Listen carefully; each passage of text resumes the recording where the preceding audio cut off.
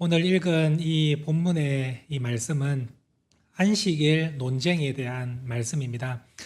마태가 이 안식일 논쟁을 지금 여기 12장 1절부터 기록하고 있는 이유는 명확합니다.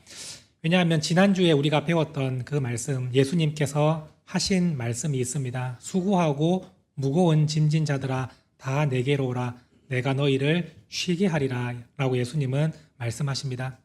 나와 함께 멍에를 매면 너희는 진정한 쉼을 얻을 수 있을 것이니 너희가 메고 있는 그 율법의 멍에, 또 인생의 무거운 멍에들을 이제는 내려놓고 나와 함께 멍에를 매면 진정한 안식을 누릴 수 있을 것이다 라는 말씀의 성취가 어떻게 되는지를 이 마태는 안식일 논쟁을 통해서 보여주고 있고, 또한 그 당시에 예수님과 멍에를 매는 것이 아니라 세상적인 것, 율법을 멍에를 메고 살아갔던 그 사람들이 얼마나 힘들고 무겁게 고통 가운데 살아가고 있었는지를 적나라하게 드러내기 위해서 이 예수님의 말씀 뒤에 안식일 논쟁의 사건을 붙여서 기록했다라는 것을 여러분들이 기억하시면 훨씬 더 의미가 더 다가올 거라 생각을 합니다.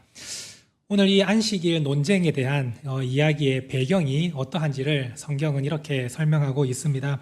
1절에서 2절 말씀입니다. 우리 함께 같이 읽도록 하겠습니다. 그때에 예수께서 안식일에 밀밭 사이로 가실새 제자들이 시장하여 이삭을 잘라 먹으니 바리새인들이 보고 예수께 말하되 보시오, 당신의 제자들이 안식일에 하지 못할 일을 하나이다. 이것이 오늘 안식일 논쟁에 대한 배경이 되는 말씀입니다. 예수님과 제자들이 안식일에 밀밭 사이로 지나가고 있을 때 예수님의 제자들이 몹시 배가 고팠다, 이렇게 성경은 말씀합니다. 배가 고픈 제자들은 그 밀밭 사이를 지나가다가 이제 밀을 손으로 잘라서 그것을 비벼서 이제 까서 먹습니다. 그 먹는 모습을 뒤에 있던 바리새인들이 보고 제자들을 비난하기 시작합니다. 너희가 왜 안식일에 해서는 안 되는 일을 하느냐라고 비난을 하고 예수님에게도 항의합니다. 당신의 제자들이 안식일을 범했습니다 라고 말하면서 당신의 제자들을 질책하고 충고하십시오라는 의미로 지금 항의를 하고 있는 모습을 볼 수가 있습니다. 근데 여기서 우리가 한 가지 생각해 보아야 될 것은, 제자들은 과연 이 밀밭 사이로 지나가면서 이 밀을 손으로 잘라 먹을 때 자기가 안식일을 범하고 있다는 것을 알면서도 진짜 배가 고파서 못 견뎌서 이것을 먹었던 겁니까? 아니면 이 정도는 충분히 할 수 있다 생각을 하고 그것을 먹었다고 여러분들은 생각을 하십니까? 사실 성경에는 정확하게 기록하고 있지 않지만 제가 볼 때는 이 제자들은 이 정도쯤은 안식일을 범하는 것이 아니다라고 생각을 했을 겁니다. 혹시나 이것이 잘못되었다는 것을 알았다면 제자들은 먼저 예수님 눈치를 봤겠죠. 우리가 안식일을 범하면 주님께서 우리를 책망하실 건데 우리가 예수님 몰래 이걸 비벼서 먹어야지, 이런 마음이 있지 않았겠습니까? 근데 제자들의 마음에는 그게 하나도 없습니다. 그냥 자연스럽게 너무 배가 고프니 마침 밀밭 사이로 지나고 있을 때 이걸 잘라서 손으로 먹는 거, 이게 뭐가 잘못이냐, 이러한 생각을 가지고 있고, 바리새인들의 입장은 다릅니다. 어떻게 지금 안식일인데 그것을 너희가 잘라서 먹을 수 있느냐. 바리새인들은 지금 이것을 노동이라고 생각을 하는 겁니다. 추수를 해서 그것을 탈곡을 해서 너희가 먹었으니 너희는 지금 노동을 하는 것이다. 안식일에 분명히 쉬라고 얘기했는데 너희는 쉬지 않아서 이거는 분명히 율법을 범했다, 이렇게 지금 주장을 하고 있는 겁니다. 이 말씀을 잘 생각해 보면 지금 이 일에 대해서 서로의 입장이 다르다는 것을 알 수가 있습니다. 제자들은 이 정도는 할 수 있지 않냐, 바리새인들은 이것도 안 된다, 지금 이러한 상황 가운데 있을 때, 그러면 성경은 정확하게 이 일에 대해서 뭐라고 말씀을 하시는지 한번 살펴보도록 하겠습니다. 출애굽기 35장 2절에서 3절 말씀입니다. 같이 읽도록 하겠습니다. 엿새 동안 일하고 일곱째 날은 너희를 위한 거룩한 날이니 여호와께 엄숙한 안식일이라. 누구든지 이날에 일하는 자는 죽일지니 안식일에는 너희의 모든 처소에서 불도 피우지 말지니라. 이 말씀 잠깐 띄워주시고, 자, 이 말씀을 보면서 지금 제자들이 하는 행동이 이게 율법에 어긋나는 일입니까? 아니면 율법 안에서 할 수 있는 일입니까? 여러분들은 어떻게 생각합니까? 이 참으로 어떻게 기준을 잡아야 될지에 따라서 이것이 어긴 게 될 수도 있고 아닌 게 될 수도 있을 것 같습니다. 엿새 동안은 일하고 일곱째 날은 너희를 위한 거룩한 날이다. 이렇게 성경은 말씀합니다.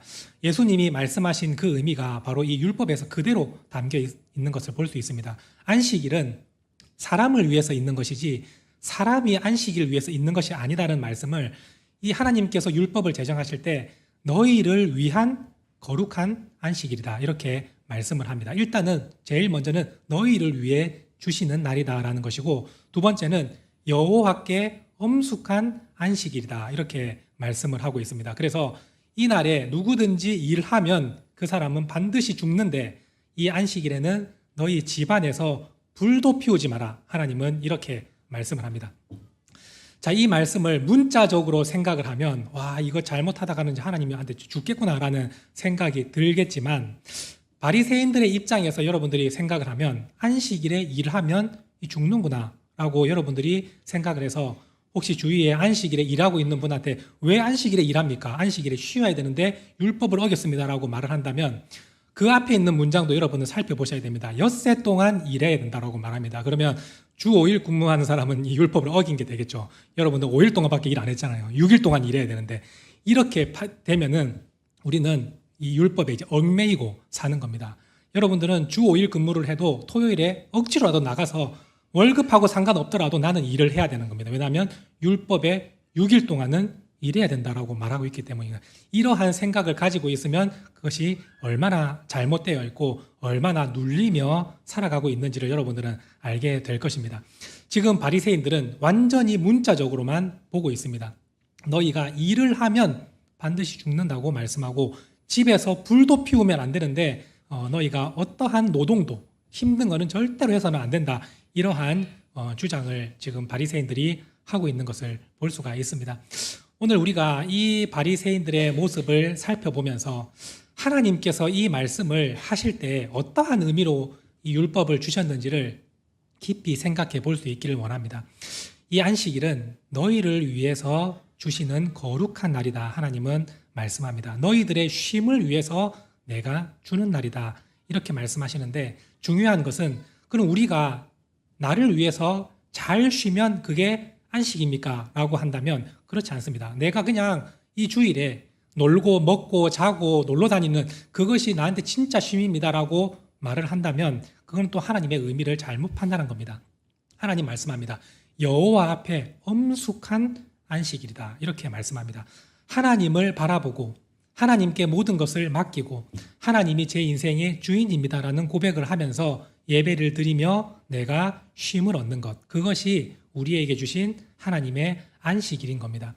이 안식일에 일하지 말라, 불도 피우지 말라는 의미는 진짜 손가락 하나 까딱도 하지 말고 가만히 있으라는 의미가 아니라, 남자들 같은 경우에는 밖에 나가서 노동을 하고 옵니다. 그러면 여자들 같은 경우에는 집에서 요리를 해야 되는데 여자는 그러면 언제 쉬란 말입니까? 그러니까 불도 피우지 말라고 한다면 여자도 집에서 요리하지 말고 쉬라는 의미입니다. 남자뿐만이 아니라 여자도 쉬고 자녀도 쉬고 또한 주인도 쉬는 뿐만이 아니라 그 주인의 종들까지도 모두가 다 쉬어라는 의미가 이 안식일에 불도 피우지 말라는 의미입니다.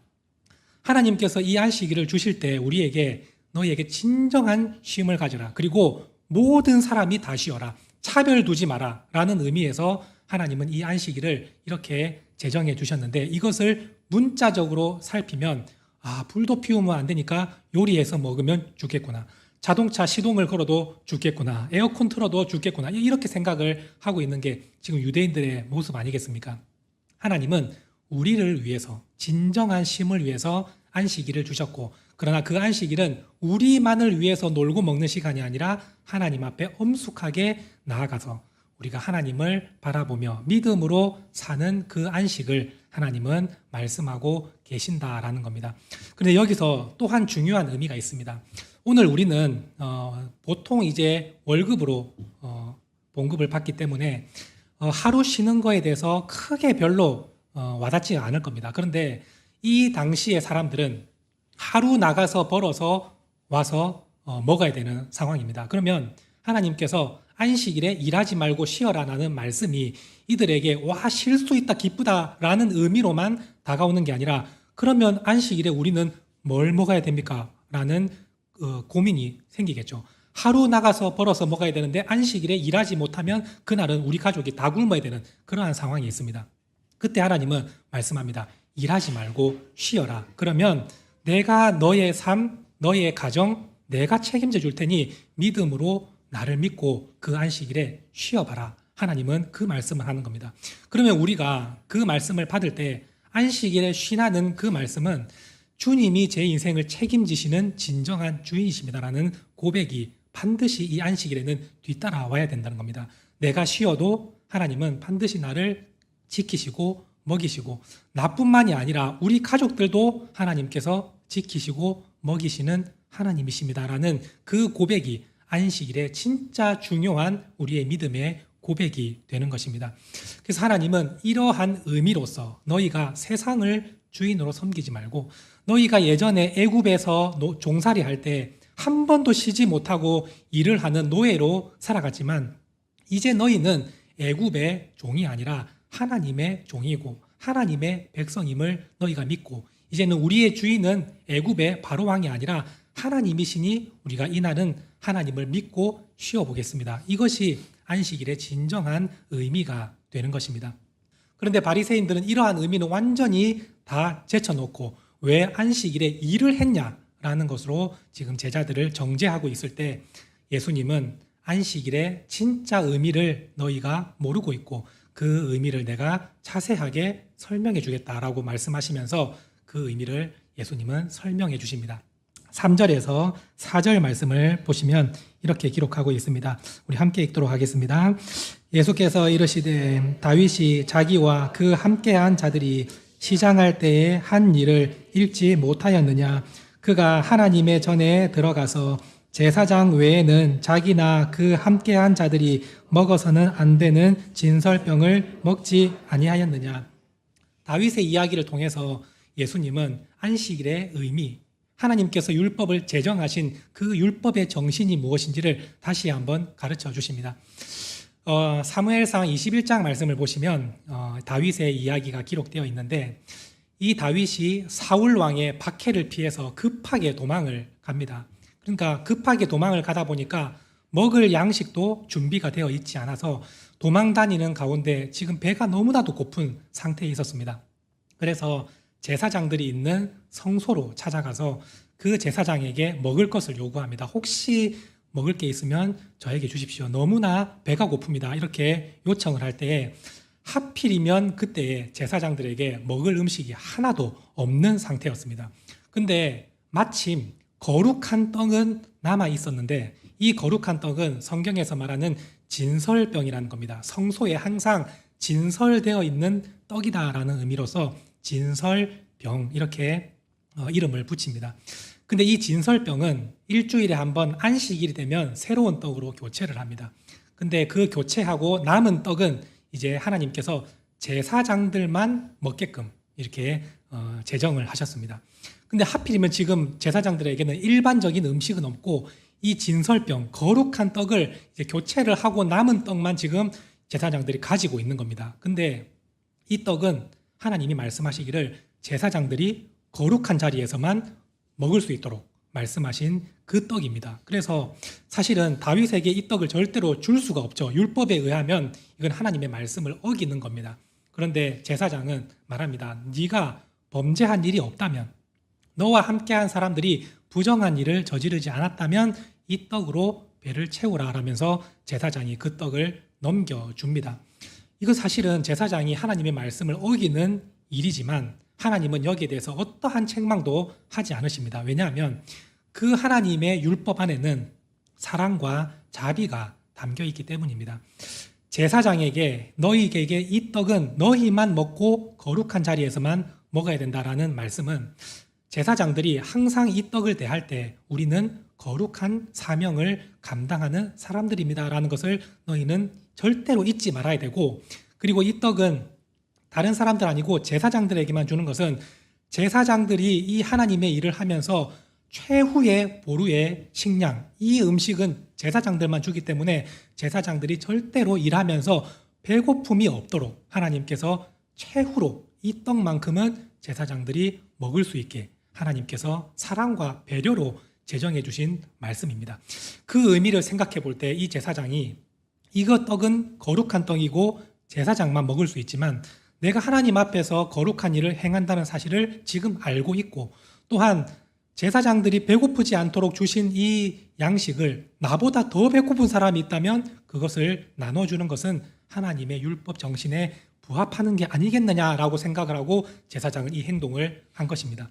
정확하게 하나님의 마음을 이해하고 행동한 것이 아니겠습니까? 그래서 예수님은 지금 바리새인들에게 말을 합니다. 너희가 그토록 좋아하는 다윗도 먹어서는 안 되는 그 진설병을 먹었어도 아무렇지도 않지 않았느냐. 그리고 그 제사장들이 그 일을 했어도 하나님은 책망하지 않았다. 왜냐하면 율법의 정신 안에는 하나님의 자비와 사랑이 담겨 있기 때문이다. 예수님은 이것을 강조하신 것입니다.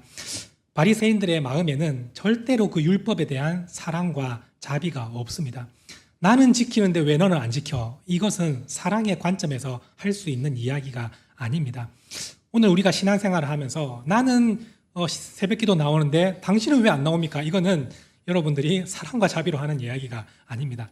새벽기도가 너무 좋은데 당신도 함께 나와서 이 은혜를 누리기를 원합니다. 수요 예배, 금요 기도에 너무 좋은데 와서 한번 은혜를 누리면 좋겠습니다. 이거는 얼마든지 할 수 있는데 나는 하는데 왜 너는 안 해? 이거는 절대로 그 사람에 대한 사랑과 배려가 전혀 없는 것이고 오히려 그 종교적 행위에 매여 있는 모습이라는 것을 알 수가 있습니다. 바리새인들도 나는 하는데 왜 당신은 안 지킵니까? 이거는 스스로 나는 지금 율법에 매여 있습니다라는 것을 스스로 고백하는 표현인 겁니다.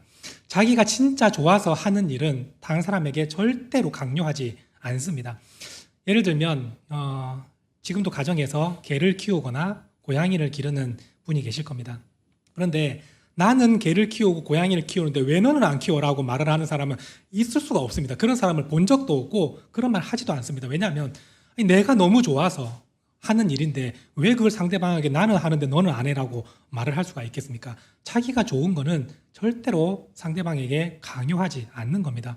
우리의 신앙 가운데에서도 내가 진짜 은혜를 받고 좋은 것은 나는 하는데 왜 너는 안 해? 이거는 이러한 말이 절대로 나오지 않는다는 것이고, 여러분들의 마음에 혹시나 억울함이 있고 나는 봉사하는데 저 사람은 왜 안 해? 이러한 마음이 있다면 내가 지금 은혜 가운데 자발적으로 하는 게 아니라 지금 이 행위에 내가 매여 있구나라는 것을 생각을 하시고 그것을 하나님과의 관계에서 진짜 은혜로 한번 풀어가는 계기가 될 수 있었으면 좋겠습니다. 예수님은 지금 이 바리새인들에게 너희에게는 율법에 대해서 하나님의 그 사랑과 자비, 율법에 대한 진정한 정신이 없고 그냥 매여 있구나라는 것을 가르쳐주고 계시는데, 성경의 율법을 살펴보면 하나님의 자비와 사랑이 그대로 녹아져서 율법에 담겨 있다는 것을 우리가 알 수가 있습니다. 신명기 23장 24절에서 25절 말씀을 우리 같이 읽도록 하겠습니다. 내 이웃의 포도원에 들어갈 때에는 마음대로 그 포도를 배불리 먹어도 되느니라.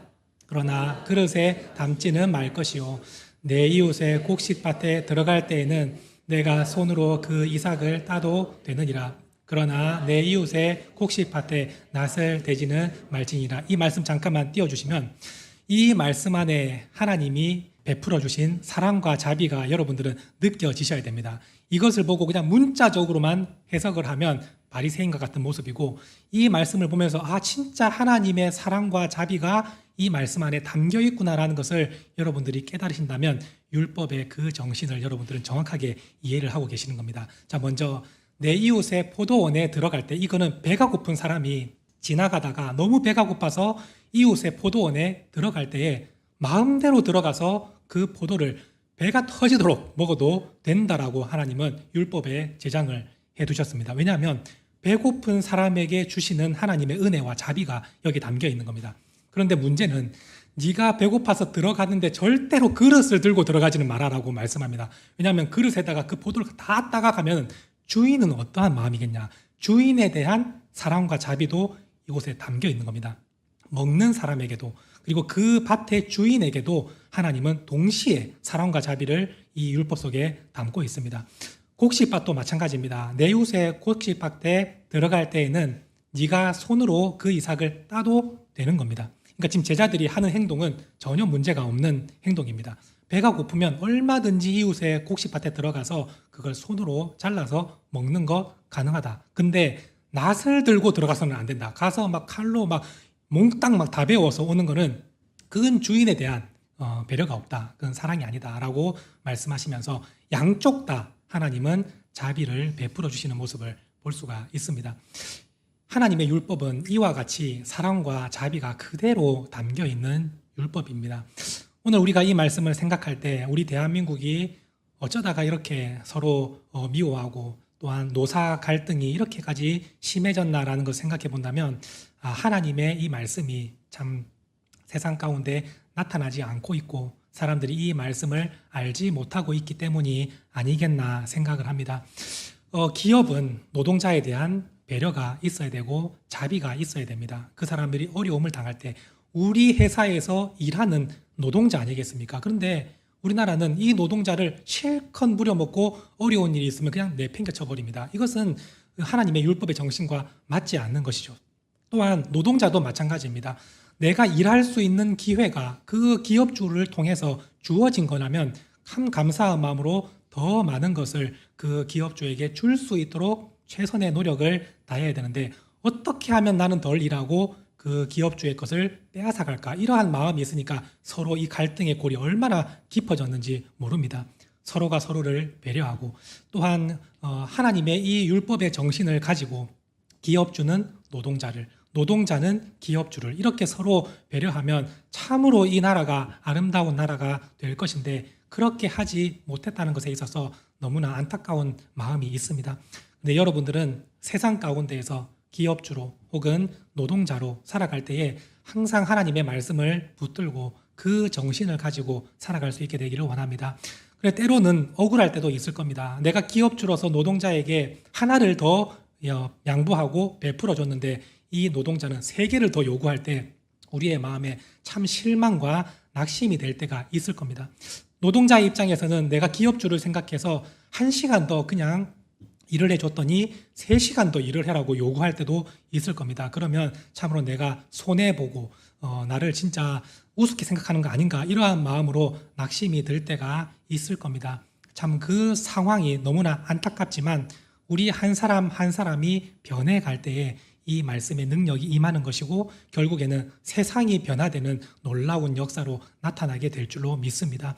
이 율법의 정신을 여러분들이 기억하고 세상 가운데 그 말씀을 한번 실천하며 비록 내가 손해보더라도 하나님의 말씀이 이러하고 하나님의 말씀의 그 정신이 배려와 사랑과 자비라면 한번 해보겠습니다라고 결단하며 나아갈 때에 그 사람에게 하나님의 놀라운 은혜와 복이 따라온다라는 것을 여러분들이 잊지 마시고 믿음의 삶을 살아보시기를 간절히 소망합니다. 이것이 첫 번째로 바리새인들에게 율법의 정신을 다시 한번 깨닫게 해주신 예수님의 말씀이었습니다. 두 번째 말씀입니다. 5절 말씀입니다. 함께 읽도록 하겠습니다. 또 안식일에 제사장들이 성전 안에서 안식을 범하여도 죄가 없음을 너희가 율법에서 읽지 못하였느냐. 너희가 하나님의 그 율법을 문자적으로 해석을 해서 절대로 안식일에는 일해서는 안 된다라는 것에 초점을 맞추고 있다면 그러면 지금 안식일에 일하고 있는 제사장들 저거 다 죄인들 아니냐, 저 하나님의 말씀을 어긴 거 아니냐, 저 사람들 지금 일하고 있지 않느냐라고 예수님은 말씀하시는 겁니다. 안식일에 일을 하는 것이 잘못이라면 사실 저도 지금 죄를 짓는 것이고 하나님 앞에 죽어야 될 겁니다. 왜냐하면 제 일은 이 일이 제 일이기 때문입니다. 근데 이 안식일에 제가 쉬지 못하고 지금 일을 하고 있으면 제일 먼저 제가 정죄를 받아야 되고 저는 죽어야 될 사람입니다. 그런데 주님은 말씀하십니다. 그게 중요한 게 아니라 일을 하고 안 하고는 안식일에 중요한 것이 아니라 진짜 그 마음에 안식일에 하나님이 제 인생의 주인이십니다. 주님께서 제 삶을 책임지십니다. 제가 주님을 위해서 살아갑니다. 이 마음이 있다면 그것이 진짜 안식일을 지키는 삶이다. 주님은 이렇게 말씀을 하고 계시는 겁니다. 여러분들이 일상을 살아갈 때 안식일에 혹시 지금 일을 하고 있는데 그 일을 하는 마음이 어떠한 마음인지를 먼저 점검을 해야 됩니다. 혹시나 내가 이 일을 하지 않으면 우리 가족이 다 굶고 돈을 벌지 못해서 우리 가족 망하게 되는 건 아닙니까? 라고 한다면 주님은 말씀합니다. 나를 믿고 쉬어봐라. 내가 너의 삶을 책임져 줄 테니 나를 네 인생의 진정한 주인으로 모시고 내 말을 듣고 쉬어봐라. 주님은 이렇게 말씀을 하실 겁니다. 그런데 그게 아니라 내가 해야 될 일은 주일에도 일을 해야 되는 일이 될 수도 있습니다. 의사나 간호사, 경찰, 공무원, 모든 사람들은 주일에도 돌아가면서 일을 해야 되는 직종입니다. 그러면 믿음의 사람들은 그거 다 때려치우고 다른 일을 해야 됩니까? 그렇지 않다는 겁니다. 네가 일을 하고 안 하고는 중요한 게 아니라 그 마음에 진짜 하나님을 주인으로 모시고 주를 위해서 세상 가운데 살아가고 있다면 너는 안식을 지키고 있는 것이다. 주님은 이 말씀을 하는 것입니다. 여러분들이 여기에 대해서 오해를 하지 마시고 나는 지금 안식일에도 일을 하는데 사실은 더 많은 것을 누리고 살려고 욕심으로 일을 하고 있다면 그것은 주님의 말씀에서 지금 벗어난 일입니다. 주님은 그것 조금 포기하더라도 나를 위해서 이 안식일에 예배 드릴 수 없겠냐. 아마 주님은 이렇게 말씀하실 것이고 피치 못할 사정으로 내가 일을 해야 된다면 주님께서는 너 왜 거기에 있냐 그것 그만두고 주님 앞에 예배드려라 이렇게 말씀하시는 것이 아니라 그 자리가 예배의 자림을 기억하고 충성스럽게 감당해라. 그것이 진정한 안식이다. 주님은 이렇게 말씀하고 계시는 것입니다.